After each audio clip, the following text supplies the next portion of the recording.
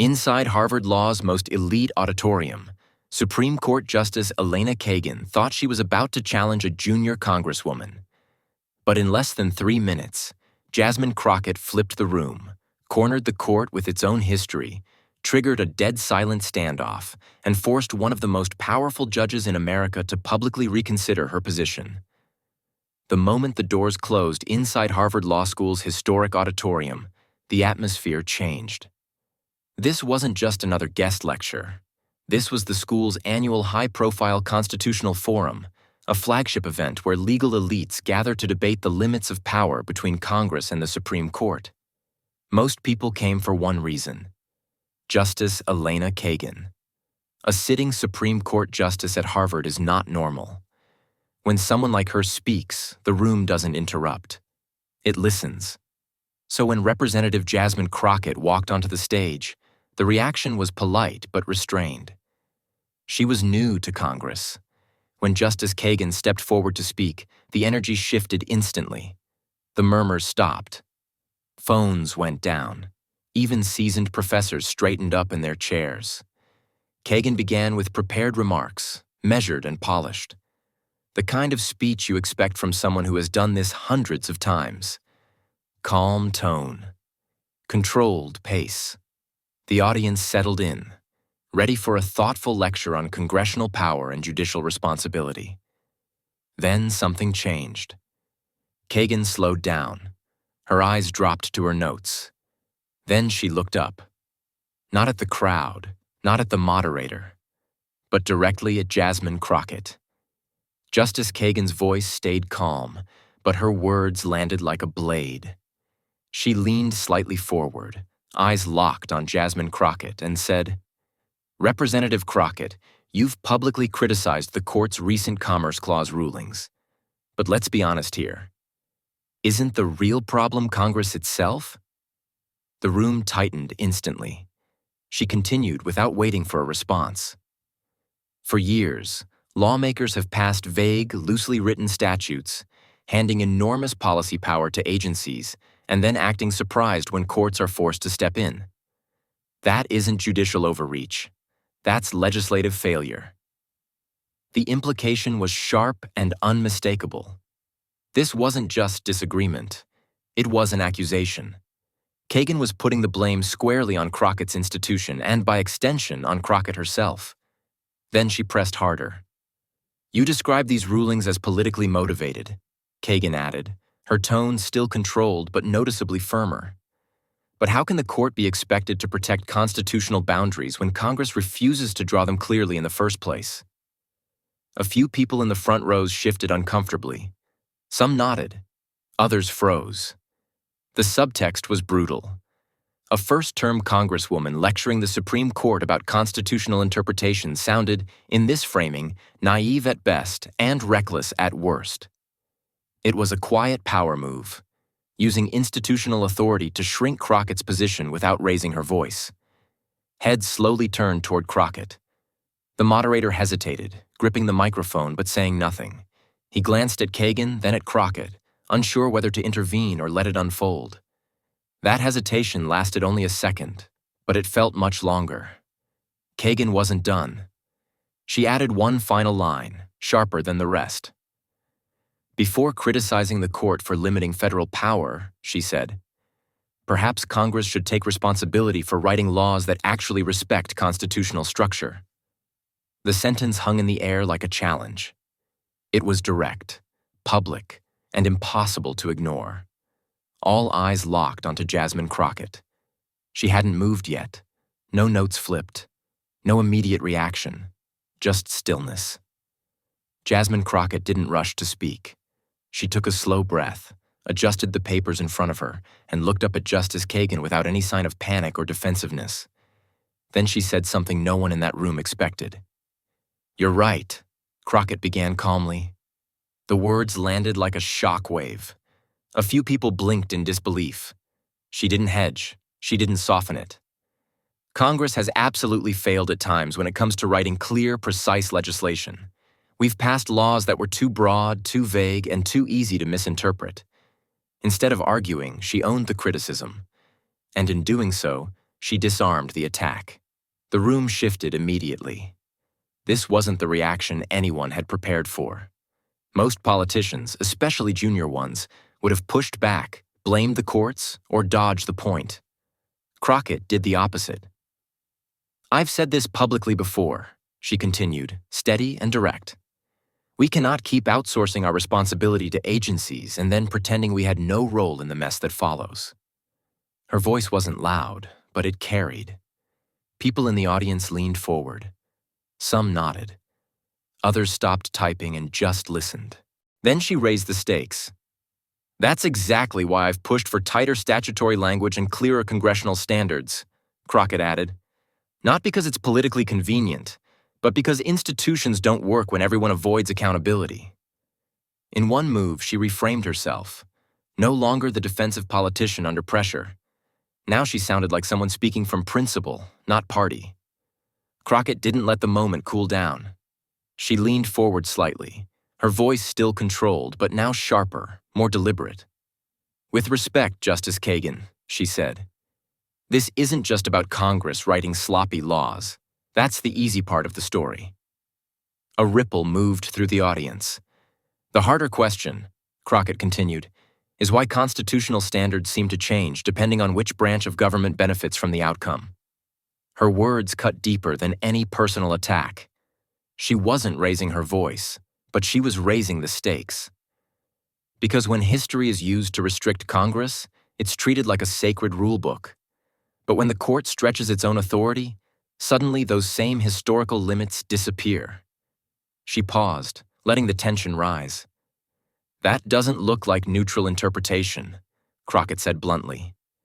"That looks like selective originalism." The phrase landed hard. A few gasps whispered through the room. Professors shifted in their seats. Students stopped typing. "You can't demand strict obedience to founding-era boundaries from lawmakers," she added, while quietly giving judges permission to evolve beyond those same boundaries when it's convenient.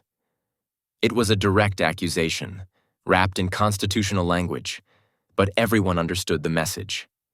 Then Crockett sharpened it even more.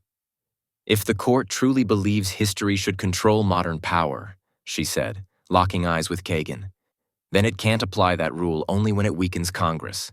That's not consistency. That's strategy." The air felt heavier. The room wasn't breathing normally anymore. You could feel people waiting for the explosion. And then she dropped it. "If strict historical limits are supposed to bind Congress so tightly," Crockett said slowly, "why don't they bind judicial expansion with the same force?" She didn't rush the sentence. She didn't soften the tone. She let every word hit. The silence that followed was brutal. Not awkward, not polite. Brutal. Justice Kagan's expression shifted. Not anger, not dismissal, but something closer to calculation. The moderator froze completely, hands still on the microphone. No one dared interrupt. Crockett didn't stop at theory. She reached for history, and she used it like a weapon. "Let's talk about what the court actually said when this country was still being built," she began, her voice steady but charged. "Because the record doesn't support this idea that Congress was always meant to operate with one hand tied behind its back." Then she named it. Gibbons versus Ogden. The words instantly lit up the room. Every law student knew the case. Every professor understood its weight. Crockett leaned into it. "Chief Justice John Marshall didn't speak vaguely," she said. "He said the commerce power was complete in itself, that Congress could exercise it fully, limited only by the Constitution, not by shifting political convenience." She didn't lecture. She told it like a story. A young nation trying to survive. Trade routes exploding. States pulling in different directions. And a Supreme Court, at that time, choosing to empower Congress to stabilize the country's economy instead of strangling it with narrow readings. That interpretation wasn't some fringe view, Crockett continued. It became the foundation, the rule, the operating system of federal power. Her tone hardened slightly. And it stayed that way for more than a century. Then she accelerated. For over 100 years, the court showed restraint. It deferred to Congress on economic regulation. It trusted lawmakers to manage national markets. It didn't micromanage federal power through selective historical filters. The pace of her words picked up. And then suddenly, very suddenly, that deference shrank. The rules changed. Congress's Commerce Authority started getting sliced thinner and thinner, case by case, decision by decision. The intellectual shockwave rippled through the room. Students whispered. Professors nodded slowly. Some people flipped through digital notes, pulling up case law. Crockett saw it and pressed harder. So here's the problem, she said. If the court itself evolved far beyond founding-era boundaries for over 100 years, why is history now being used as a strict leash on Congress, but not as a restraint on judicial expansion? Her voice sharpened. You don't get to rewrite the past to justify shrinking legislative power while pretending the court's own growth never happened. The burden had flipped. Completely. Crockett wasn't defending Congress anymore. She was forcing the court to explain itself. The room went quiet again. But this time, it wasn't because of authority. It was because the evidence had landed. Crockett stopped talking. Not because she ran out of words, but because she knew exactly what she had just done. She leaned back slightly in her chair, hands resting calmly on the table, and let the silence take over. At first, it felt awkward. Then it stretched. 5 seconds. 10. No one moved. No one spoke. Even the usual background noise of a crowded auditorium disappeared. It was the kind of silence that feels loud. Across the stage, Justice Kagan didn't interrupt. She didn't smile. She didn't jump in. Her eyes dropped for a brief moment, then lifted again, scanning Crockett's face, processing the argument she had just been forced to confront. Then Crockett broke the silence. She didn't raise her voice. She didn't lean forward. She spoke slowly, deliberately, making sure every word landed. This isn't about Congress beating the court, she said. And it's not about the court beating Congress. Another pause. Legitimacy isn't built on which branch wins a power struggle. It's built on whether the rules stay consistent when no one is comfortable with the outcome. The sentence hit harder than any accusation.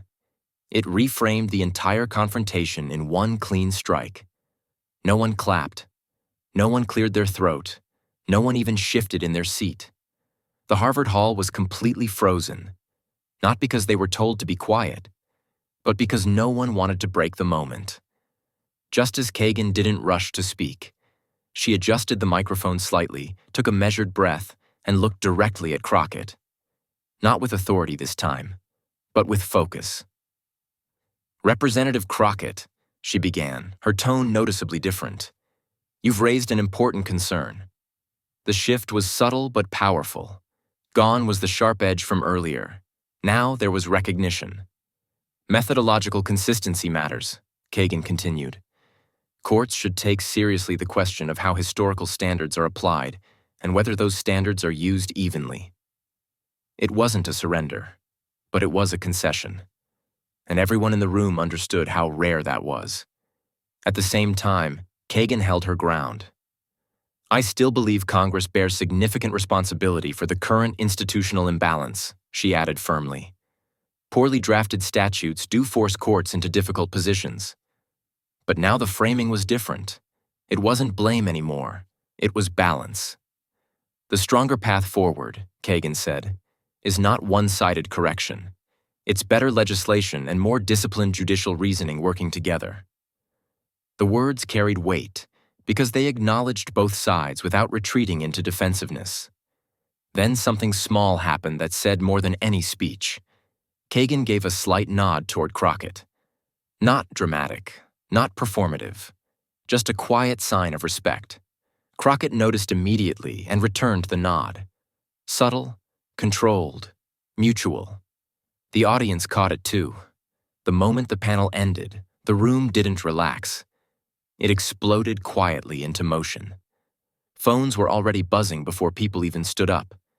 Short clips of the exchange were being uploaded, shared, and forwarded across law school group chats, faculty email threads, and private policy networks. Within hours, classrooms at other universities were replaying the confrontation on projectors. Professors were quoting Crockett's lines in real time. Think tanks began referencing the exchange in internal memos, framing it as an unexpected but serious moment of institutional dialogue. Then the commentary wave hit. A well-known constitutional scholar posted, "What made Crockett's response powerful wasn't aggression, it was restraint. She didn't posture. She didn't perform. She forced consistency." A former Supreme Court clerk shared another clip and wrote, "This is what methodological clarity looks like. Calm, precise, and impossible to dismiss."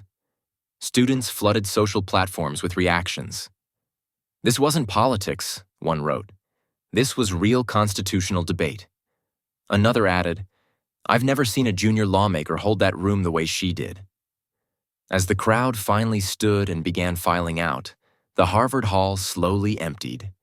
Chairs scraped against the floor. Backpacks were slung over shoulders. Professors lingered in quiet conversation. Students replayed clips on their phones while walking down the aisles. The stage lights dimmed, leaving the podium and long table sitting alone under the high ceiling. The debate was over, but the weight of it stayed behind. And for many in that room, one thought kept echoing long after the doors closed. That wasn't politics. That was constitutional gravity. By the next morning, Jasmine Crockett's name was circulating in places it hadn't before. Not just political news feeds, academic journals, legal podcasts, constitutional forums. The label started changing. She was no longer being introduced as a first-term congresswoman from Texas. She was being described as a serious constitutional voice. Invitations followed.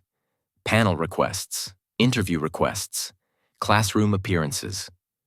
The perception shift was immediate and undeniable. Overnight, the hierarchy flipped again.